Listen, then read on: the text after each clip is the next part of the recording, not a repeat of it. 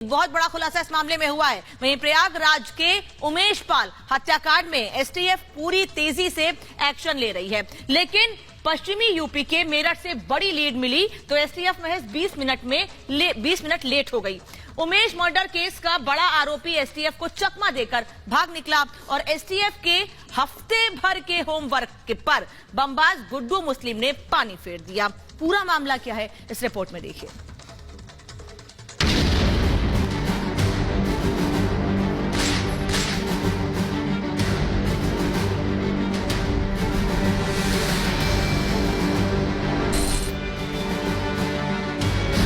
Umesh murder case, हत्यारे काफी तेज।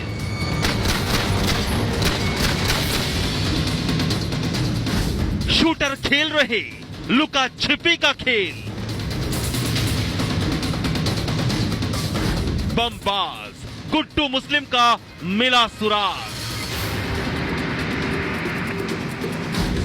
STF के थप्पा से पहले कातिल फरार।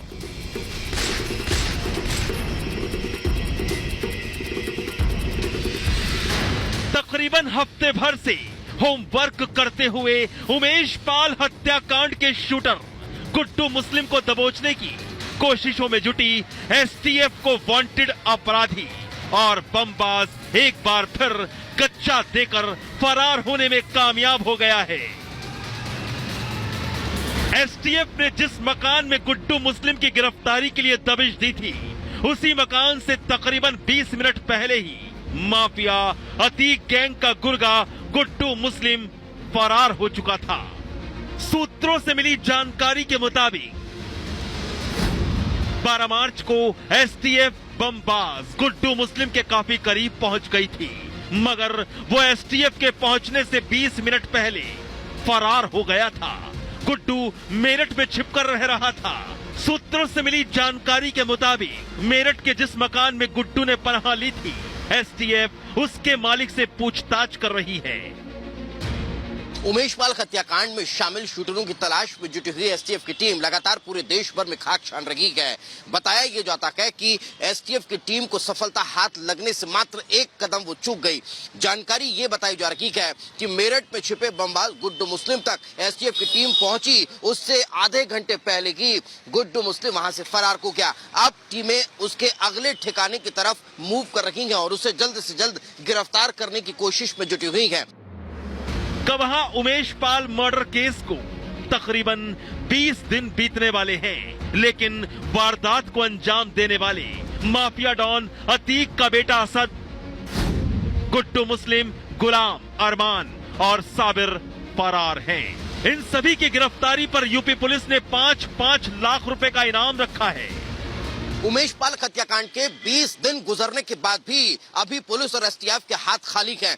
बताया गया जाता है उमेश पाल हत्याकांड में शामिल 5 आरोपी, चाहे गुड्डू मुस्लिम, साबिर, असद या फिर गुलाम का जिक्र क्यों न कर लिया जाए, वो अभी पुलिस गिरफ्त से बाहर बताए जा रहे हैं। यही कारण है कि उन्हें तलाशने के लिए पूरे देश भर में एक तरफ टीमें छापामार कार्रवाई कर रही है, तो दूसरी तरफ उन पर इनाम की राशि भी बढ़ाकर 5 लाख कर दी गई है। उमेश हत्याकांड में शामिल शूटर्स को दबोचने के लिए एसओजी, एसटीएफ और यूपी पुलिस की करीब 22 टीमें काम कर रही हैं। 5 शूटरों को पकड़ने के लिए नेपाल और थाईलैंड में छापेमारी कर चुकी है। साथ ही एसटीएफ की टीमें पश्चिम बंगाल, दिल्ली, मध्य प्रदेश, बिहार, झारखंड, गुजरात, पंजाब, महाराष्ट्र समेत 13 राज्यों में 500 जगहों पर छापेमारी कर चुकी है। हर शूटर के पीछे 3 टीमें काम कर रही हैं। तकरीबन 3 टीमें कॉल डिटेल और सर्विलांस में तैनात हैं, जबकि 4 टीमें पूछताछ और तलाशी के दौरान मिलने वाली अहम जानकारियों की कड़ी से कड़ी जोड़ने में जुटी हैं। हत्याकांड में शामिल शूटरों को तलाशने के लिए एसओजी, एसटीएफ और यूपी पुलिस की टीम ताबड़तोड़ कार्रवाई में जुटी हुई है। नेपाल से लेकर थाईलैंड और देश भर के 13 राज्यों में 500 से ज्यादा जगहों पर छापामार कार्रवाई की जा चुकी है, लेकिन अभी भी पुलिस गिरफ्त से ये तमाम शूटर्स फरार बताए जा रहे हैं। मगर इन्हें हिरासत में लेने के लिए, इन पर शिकंजा कसने के लिए टीमें ताबड़तोड़ कार्रवाई करती हुई नजर आ रही है।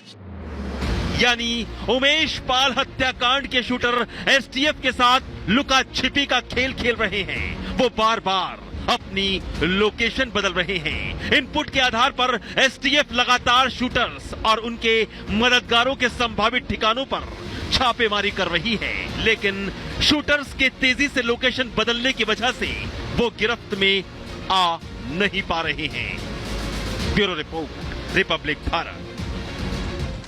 और हमारे साथ हमारी सहयोगी गायत्री सीधे प्रयागराज से जुड़ रही हैं। गायत्री, जो सच्चाई सामने आई है, 2018 से प्लानिंग चल रही थी, यानी लंबे वक्त से ये कोशिश थी अतीक अहमद की जेल में रहते हुए कि कैसे उमेश पाल को मौत के घाट उतारा जाए। अब धीरे धीरे सच्चाई खुलकर सामने आ रही, किरदार भी सामने आ रहे हैं। गायत्री, बिल्कुल कई किरदार सामने आ रहे हैं और जो जैद खालिद जिसने अपने अपहरण का मुकदमा दर्ज करवाया था, एफआईआर दर्ज करवाई थी, जो कि 8 जनवरी 2019 को धूमनगंज थाने में दर्ज करवाई थी। दरअसल उस एफआईआर की कॉपी से ही ये निकलकर सामने आई है जानकारी कि कैसे 2019 में ही इस पूरी घटना को तैयार कर लिया गया था कि कैसे इस पूरे घटनाक्रम को अंजाम देना है, कैसे हत्याकांड को अंजाम देना है, कौन कौन लोग इसमें शामिल रहेंगे, किन किन को इन्वॉल्व किया जाएगा, किसका रोल क्या होगा, किसकी भूमिका क्या होगी और कौन कैसे इस पूरे हत्याकांड को अंजाम देने के बाद सबूतों को नष्ट करेगा। ये पूरी प्लानिंग, ये पूरी योजना तैयार कर ली गई थी 2019 में। और सबसे बड़ी बात यह है कि 2019 में जब इस पूरी योजना को तैयार किया जा रहा था, तब अतीक अहमद देवरिया जेल में बंद था। आप सोचिए, जैद खालिद जिसकी एफआईआर की कॉपी सामने आई है, उसने साफ तौर पर क्या कहा है? उसने बताया है कि इस योजना में यह भी कहा गया था कि उमेश की हत्या की जो खबर है वो 15 दिन तक नेशनल टेलीविजन पर चलेगी। इसके अलावा यह भी आपको बता दें कि एफआईआर की कॉपी जो रिपब्लिक भारत भी अपने दर्शकों को दिखा रहा है, उस एफआईआर की कॉपी में सब कुछ जैद खालिद ने लिख करके दिया है। उसमें बताया है कि कैसे उसके सामने जो प्लानिंग थी वो प्लानिंग अब निकल कर सामने आ गई। पता चल गया कि कैसे सालों पहले से इसकी तैयारी की जा रही थी गायत्री, और धीरे धीरे करके जैसे जैद खालिद का आप जिक्र करिए वो किरदार भी सामने आया। बहुत शुक्रिया गायत्री जुड़ने के लिए और जानकारियां देने के लिए। आपके पास हम वापस रुक करेंगे।